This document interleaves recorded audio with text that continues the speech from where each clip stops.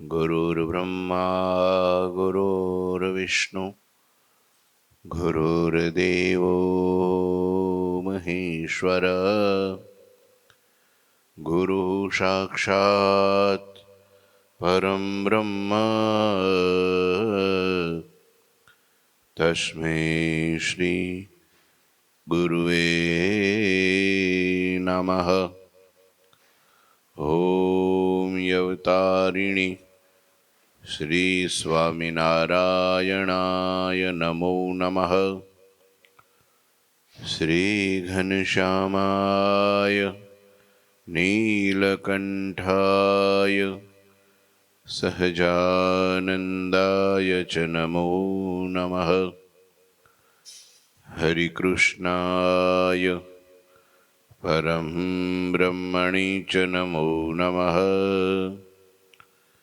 श्री सद्गुरु चरणकमलेभ्यो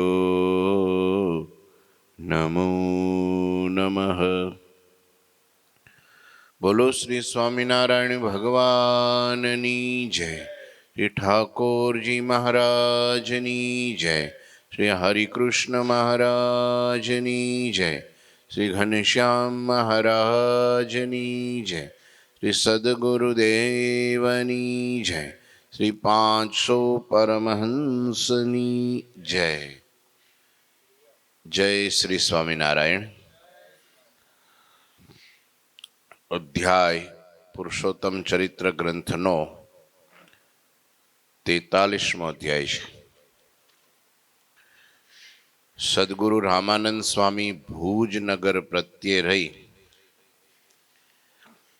અને સુંદર મજાનો ઉપદેશનો આશીર્વાદનો પત્ર લખે છે। કાગદ કો ઉત્તરયાની लिखन लगे रामानंद ज्ञानी। स्वस्ति श्री शुभ स्थान सुहावे लोजनगर जिन नाम कहावे। तिहाँ बसत है संत समाजा करत सदा परमारथ काजा। अहो संत तुम हो मुझ प्यारा तीर्थवासी को सेवन हारा। પછી પત્રનો ઉત્તર આપવા માટે જ્ઞાની રામાનંદ સ્વામી જવાબ પત્ર લખવા લાગ્યા। સ્વસ્તિ શ્રી શોભાયમાન એવું શુભ સ્થાન જેનું નામ છે લોજનગર, જ્યાં સદા પરમાર્થનું કાર્ય કરનારા સંતોનો સમાજ વસે છે। તીર્થવાસીની સેવા કરનારા હે સંતો, તમે મને પ્યારા છો। શું કરવા પ્યારા છો? કે તમે તીર્થવાસીની સેવા કરો છો। શું કરવા પ્યારા છો? કે તમે સદાય માટે પરમાર્થનું કામ કરો છો, એટલે તમે મને અધિક પ્યારા છો। ભગવાન અને મોટા પુરુષને અતિ વાલા થવા માટે બીજાનું પરમાર્થનું કાર્ય કરવું જોઈએ। સ્વાર્થલક્ષી, સ્વલક્ષી, અપેક્ષા સહિત એવું કાર્ય માણસને સફળ ન થવા દે। કોઈ પણ જીવ પ્રાણી માત્રમાં એ સેન્સ તો ભગવાને મૂક્યો જ છે કે તરત ઓળખી પાડે કે આ પોતાનું કરે છે કે પારકાનું કરે છે।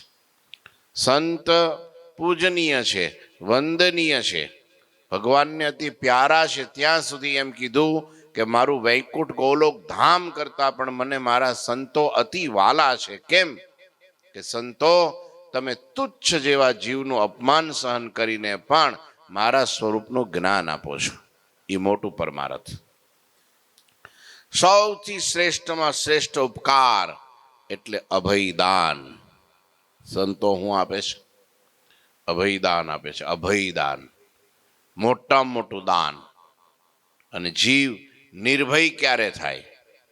જ્યારે એને ભગવાન મળે, ભગવાનનો આશરો મળે, સત્પુરુષની કૃપા મળે, ત્યારે જીવ નિર્ભય બને છે, માયાના પાસથી રહિત થાય, કાળ કર્મથી પર થાય, જન્મ મરણના ચક્રમાંથી રહિત થઈ જાય.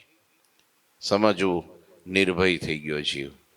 જ્યાં સુધી કાંઈ પણ ક્યાંય પણ આ દુનિયામાં પંચ વિષયના જે સુખ છે એમાં અથવા તો પદાર્થોમાં કે ધનમાં, દોલતમાં, સત્તામાં, સંપત્તિમાં, જમીનમાં, જાગીરમાં ક્યાંય વૃત્તિ જો રહી ગઈ, આસક્તિ રહી ગઈ, રાગ રહી ગયો, તો માણસ કોઈ જન્મે સુખી ન થાય. મહારાજે વચનામૃતમાં એમ કીધું અંત્યના 38માં કે એક જીવાને વિશે રસની આસક્તિ, સ્ત્રીને વિશે ઉઠ્યા બેઠ્યાની વાસના,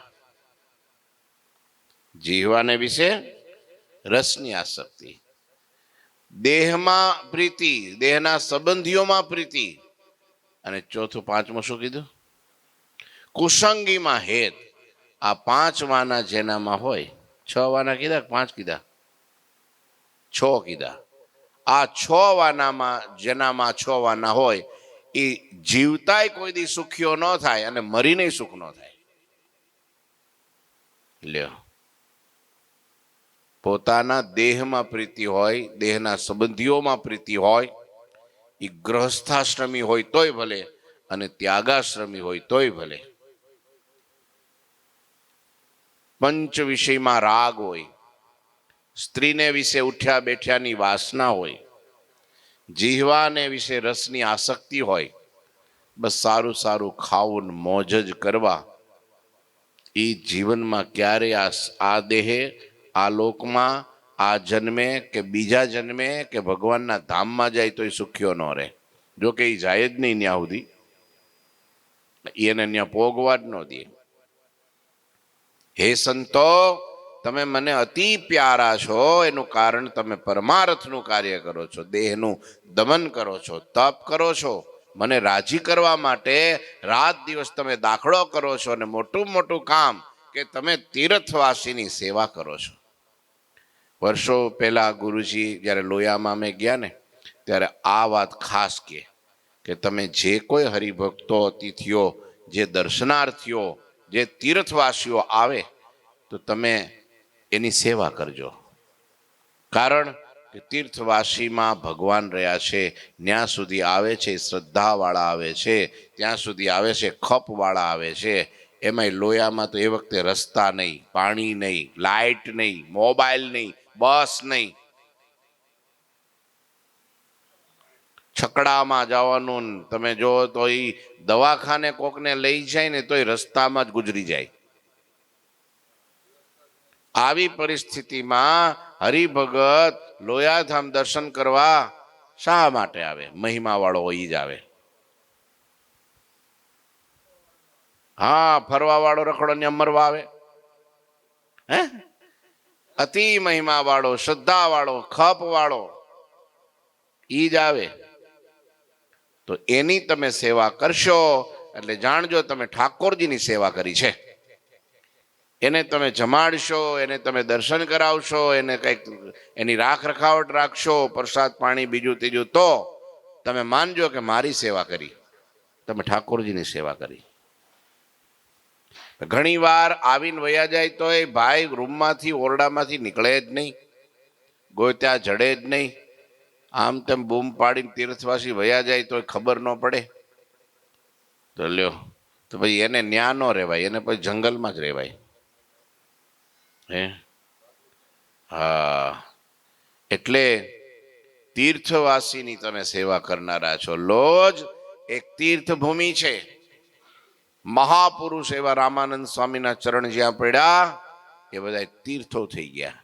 જ્યાં તમારા જેવા પવિત્ર સાધુઓ રહે છે એ જ સાચું તીર્થ છે. શાસ્ત્રમાં લખ્યું છે, યદ પદે તીર્થ જાતમ તેષામ માતઃ પ્રસંગાત કિમિહિનનું શતામ દુર્લભમ સ્યાન મુમુક્ષુ. જેના ચરણે ડગલે ડગલે તીર્થો સર્જાય છે એવા મહાપુરુષની જેને પ્રાપ્તિ થઈ એને એનાથી વિશેષ દુર્લભ શું છે? અતિ દુર્લભ ભગવાનના સંતનો સમાગમ છે. દ્રષ્ટા પૃષ્ટા નતાવા કૃત પરિચરણા ભોજિતા ભોજિતાવા પુંસામ ઘોઘમ બહુજની જનિતમ ઘ્નંતી એવે સમૂલમ. એવા સાધુ, તમારા જેવા પવિત્ર સાધુના કોઈ દર્શન કરે, તમારા જેવા પવિત્ર સાધુને કોઈક વસ્ત્ર ઓઢાડે, તમારા જેવા પવિત્ર સાધુની પૂજા કરે, અર્ચા કરે, તમારા જેવા પવિત્ર સાધુને કોઈ જમાડે, તો એક જન્મનું નહીં, કરોડો જન્મના. પુંસામ અઘોગમ, અઘ એટલે ઢગલા, અઘ એટલે પાપ, અને ઓઘ એટલે ઢગલા. પાપના ઢગલા થઈ ગયા હોય કરોડો જન્મના, બળીને ખાક થઈ જાય. કેટલી વારમાં?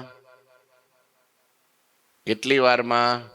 સાધુના દર્શન માત્રમાં, સાધુના ચરણ સ્પર્શ માત્રમાં, સાધુને જમાડવા માત્રમાં, સાધુને વસ્ત્ર ઓઢાડવા માત્રમાં, સાધુની પૂજા કરવા માત્રમાં, પૂજિતા ભોજિતા દ્રષ્ટા, માત્ર દર્શન કરવાથી. તમે વિચાર તો કરો, આટલું મોટું પુણ્ય લખેલું છે. પ્રોક્તા કૃષ્ણેન એવા, ભગવાન શ્રી કૃષ્ણએ ભાગવતમાં 10મા સ્કંદમાં એકાદશ સ્કંદમાં મહિમા ગાયો છે. પ્રોક્તા કૃષ્ણેન એવા, ભગવાન શ્રી કૃષ્ણએ હરિગીતામાં પણ કહ્યું છે. આ તો હરિગીતાની જ વાત છે, પણ ભગવાન શ્રી હરિ માં ભક્તિ દેવીને કહે છે, કૃષ્ણ ભગવાને પણ ભાગવતમાં ગીતામાં એવા મહાપુરુષનો મહિમા ગાયો છે, અને એવા મહાપુરુષની પ્રાપ્તિ થઈ. કેવા? જે મહાપુરુષ ભગવાનનું હૃદય છે. પ્રોક્તા કૃષ્ણેન એવા નિજ હૃદય સમા યત પદે તીર્થ જાતમ, જેના પગલે પગલે તીર્થ. આ દુનિયાના કરોડો તીર્થો ભેગા થાય તો એક સત્પુરુષને ન પ્રગટ કરી શકે, પણ એક સત્પુરુષ જ્યાં જ્યાં પગલા મૂકે ત્યાં તીર્થ થઈ જાય. લ્યો, આટલો મોટો મહિમા મહાપુરુષનો છે. એ મહાપુરુષ મને તમને મળ્યા છે. હવે જેટલો મહિમા સમજીએ એટલો ઓછો. એ જ એવા છે એમને, ઈ જ જે લોજની ભૂમિ ઉપર મહાપુરુષો રહેતા હતા, એ જ આપણને મળ્યા છે. ઘણા તો લોયાને લોજને એક જ માને છે. મને ઘણી વાર કે અમે આમ જતા હતા સોમનાથ, તે લોયા જઈએ એવા. હો, મેં કીધું સોમનાથ જતા લોયા આવે નહીં? તો કે ના ના, આવ્યું હતું કે રે વાવની કાંઠે નીલકંઠ વર્ણીની એવી સરસ છબીઓ શોભે છે.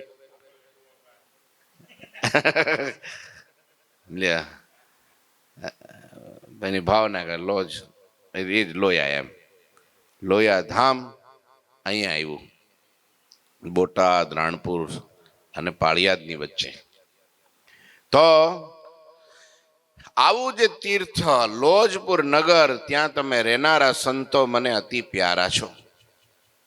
સેવા રોગાતુર સંતન કી સદા કરત વૃત્તિ ધરી મન કી.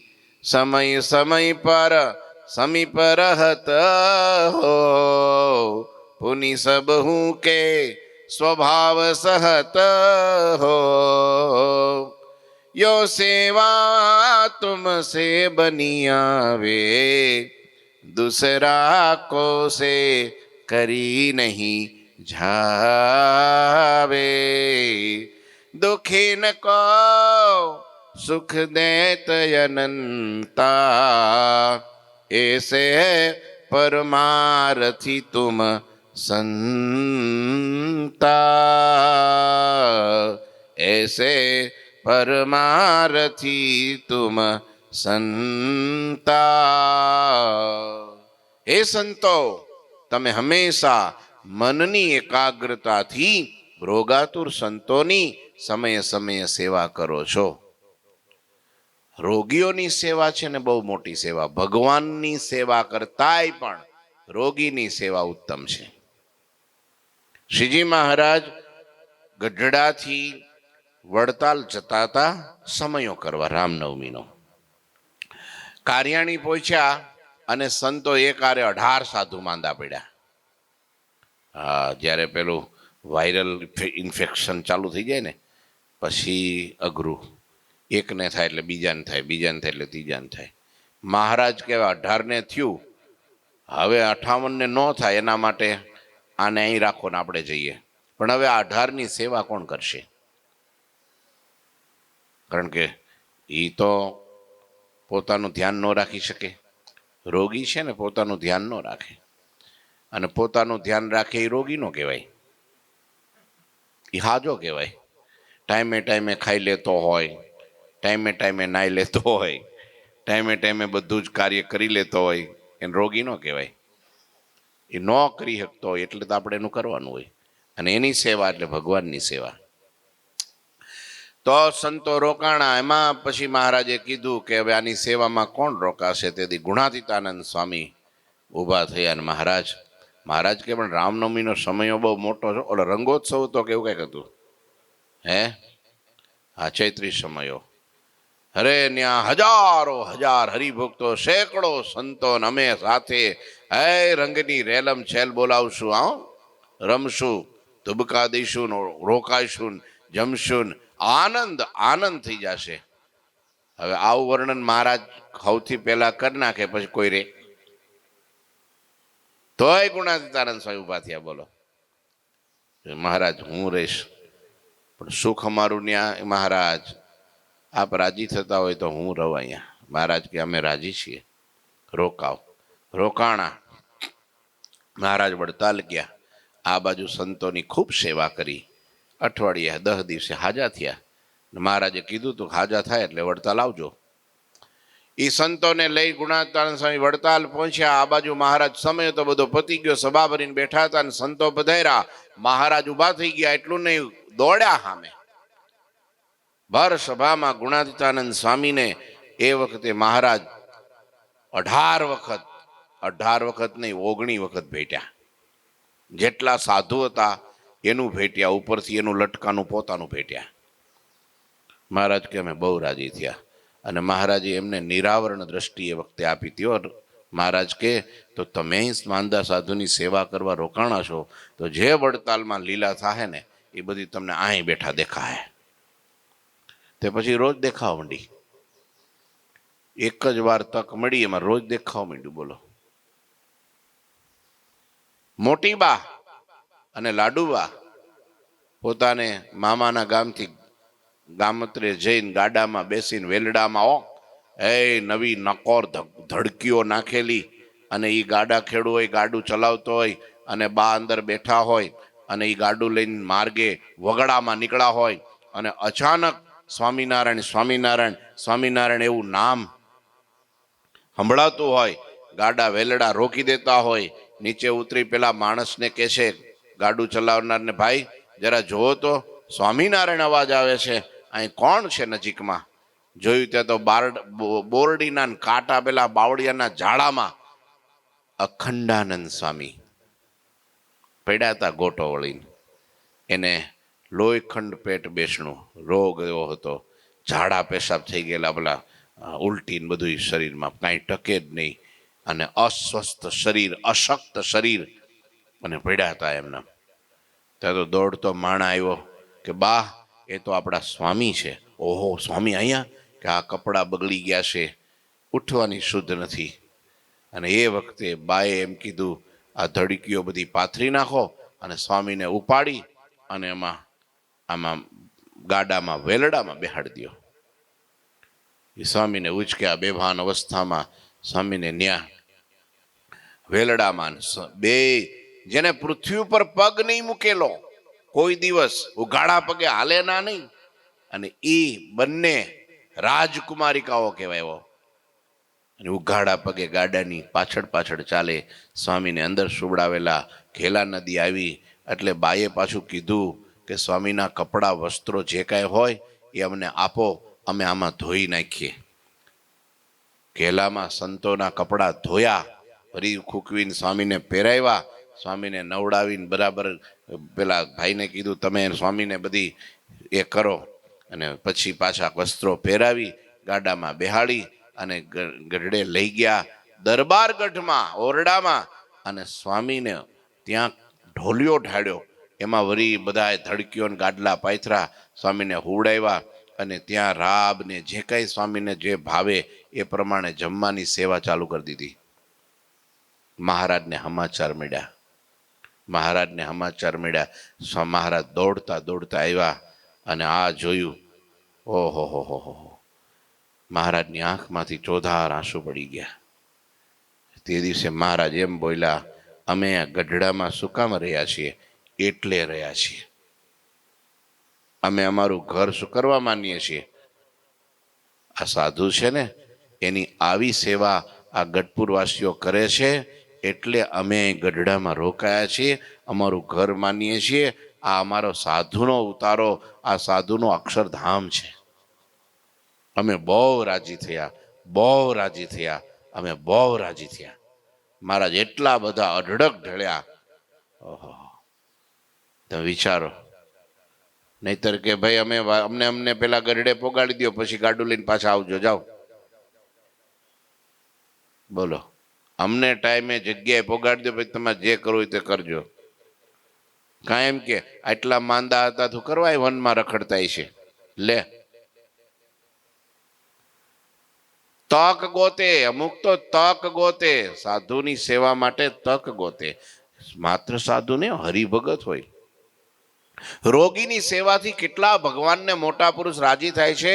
દાદા ખાચરનો ગોલો બીમાર પડ્યો. બોલો, ગોલો એટલે હાથી, ખેતીવાડીનું ઢોર ઢાખરનું કામકાજ કરનારો ગોલો ચાકર માંદો પડ્યો. મહારાજે ભરસભામાં કીધું, દાદા ખાચરના ગોલાની સેવા કોણ કરશે? ને તે દિવસે પર્વતભાઈ 4-5 હજાર વીઘા જમીન, આખા સોરઠનો મોટો ખેડૂ, પટેલ આગેવાન, મોભી ઉભા થઈ ગયા.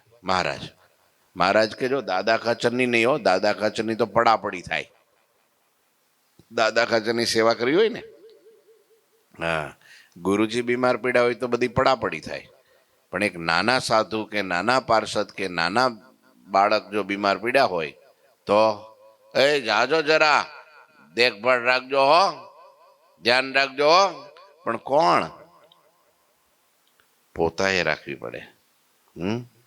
તો શું કહેતો તો? ગોલાની વાત. દાદા ખાચરના ગોલાની સેવા કોણ કરશે? પર્વતભાઈ ઉભા થયા.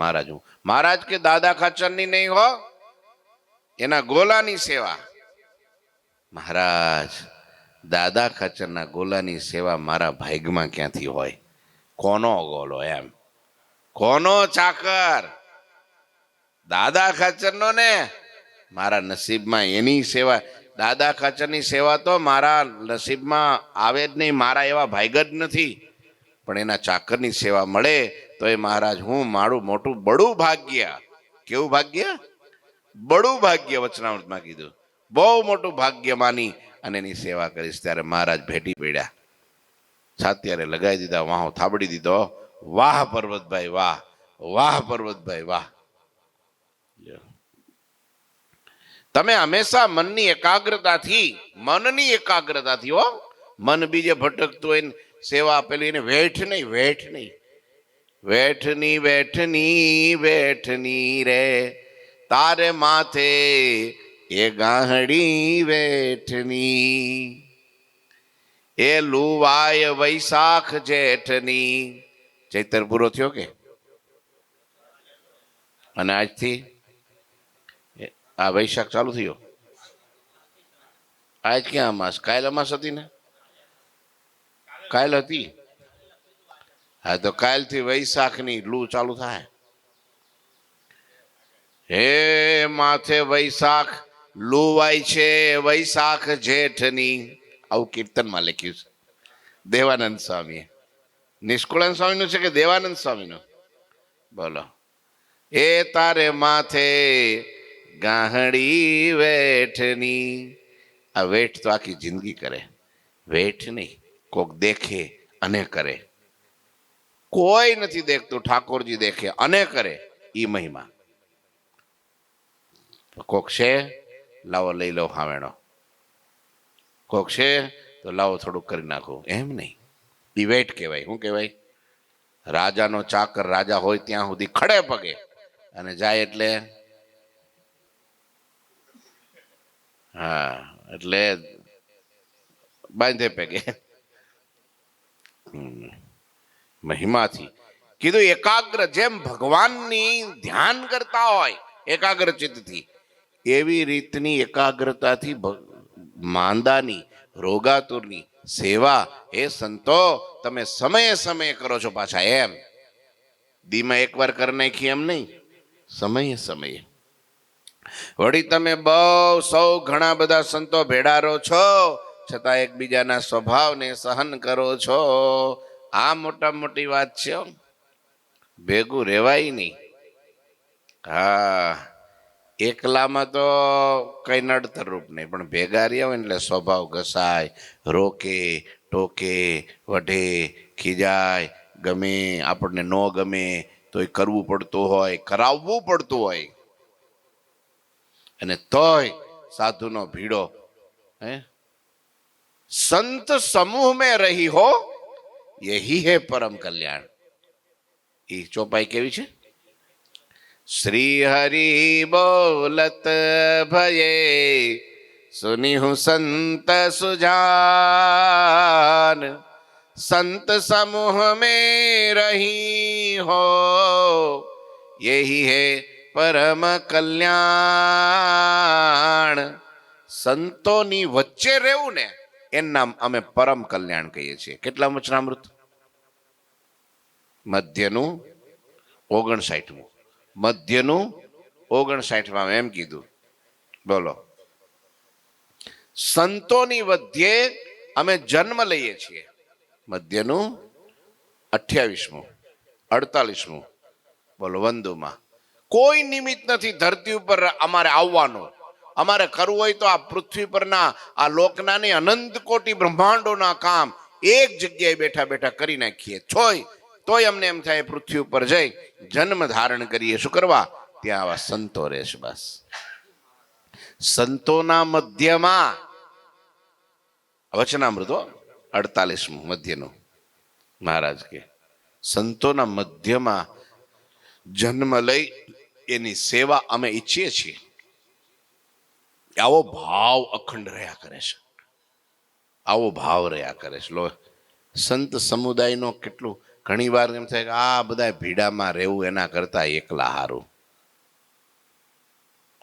એકલા નહીં હારું. એકાંત બહુ બુરી ચીજ છે. ખતરનાકમાં ખતરનાક વસ્તુ એકાંત છે.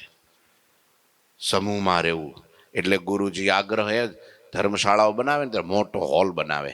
હોલમાં જ હોઈ જાય બધા. મોટું રસોડું બનાવે. સમજ્યા? ચોકો કહેવાય ને. શું કહેવાય? ચોકો. શું કરવા? એક પંક્તિમાં બધા જમી લે. આ મોટું તમે જો ને આવો હોલ જ લાગે તમને. બાથરૂમમાં જાઓ ને એટલે હોલ જ લાગે. અને બાથરૂમમાં નાતા હોય ને બારણા ન હોય. સંતોના બાથરૂમ ને બારણા ન હોય. સમૂહમાં નાઈ લે, સમૂહમાં જમી લે, સમૂહમાં સુઈ જાય, સમૂહમાં બેઠક. એકાંત. ગમે એવો બ્રહ્મવેતા, ગમે એવો અક્ષરધામનો મુક્ત ધરતી ઉપર આવે, પણ જો એકાંતમાં રહે તો રાજા ભરત જેવું થાય. શૌભરી, પરાશર, એકલશૃંગી વનમાં રહેતા. બોલો, એકલશૃંગીને તો સ્ત્રી શું કહેવાય અને પુરુષ શું કહેવાય એ જ ખબર નહોતી. ટાઈમ થઈ ગયો છે, 7 વાગી ગયા છે. લ્યો, એની કથા નહીતર કહી દેત આવતીકાલે. વળી તમે સૌ ઘણા બધા સંતો ભેળા રહો છો, છતાં એકબીજાના સ્વભાવને સહન કરો છો એટલે મને અતિ પ્યારા છો. આ સહન શક્તિ છે ને એ જ ભગવાનને, ગુરુને, સદગુરુને રાજી કરી દેશે. હા, એટલે કોઈ દી ભીડામાંથી આગું પાછું થવું સંતોએ નહીં અને હરિભક્તોએ નહીં, પાર્ષદો નહીં, સાધકે નહીં. હા, બાળકોએ તો બિલકુલ નહીં. એકલા તો રહેવું જ ઠાકોરજી મહારાજની શ્રીપતિમ શ્રીધરમ સર્વદેવીશ્વરમ ભક્તિધર્માત્મજમ વાસુદેવમ હરે માધવમ કેશવમ કામદમ કારણમ સ્વામિનારાયણમ નીલકંઠમ ભજે. શ્રી ઠાકોરજી મહારાજની જય. શ્રી સ્વામિનારાયણ.